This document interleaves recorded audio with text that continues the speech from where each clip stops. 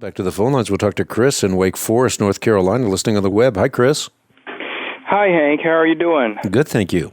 I just want to thank you first off for doing what you're doing, for just listening to God and touching so many people's lives. My question I have is regarding tithing, and I just wanted to make sure that I was doing what I think is right.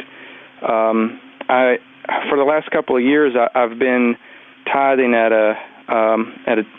least 10% of my net amount, and lately I've been, by listening to you and some other pastors, and especially at my church as well, I've understood that I really should be tithing at my gross level, and I guess my question is, I can't really find anything, in the Scripture to say whether or not that's accurate or not. But I wanted to find out, what do you think of that? I think I've heard you say something about, do I want a gross blessing or a net blessing? Just the tired old joke, whether you want a gross blessing or a net blessing. But look, the reason that we tithe is so that, as Moses says, we learn to revere the Lord our God always. So tithing is a way by which we reverence God, but I think more to the point, it's a way by which we demonstrate that we're trusting Him as opposed to trusting in the arm of flesh. And so the idea is not that there's some kind of a legalistic mandate on us that we got to make it the gross, not the net, or vice versa, but rather that we learn to hold everything as stewards with an open hand so that God can take out and put in as He sees fit.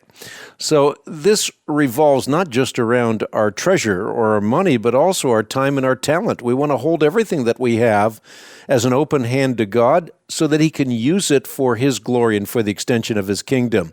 So I think far more important than trying to figure out whether it's gross or net is to give joyfully and learn the art of hilarious giving. And when you do, you find out you can't outgive the Lord, and then the gross net thing just goes away. It's a byproduct of something that's completely unimportant because you've developed into something far more crucial, and that is recognizing you have an opportunity to make a difference.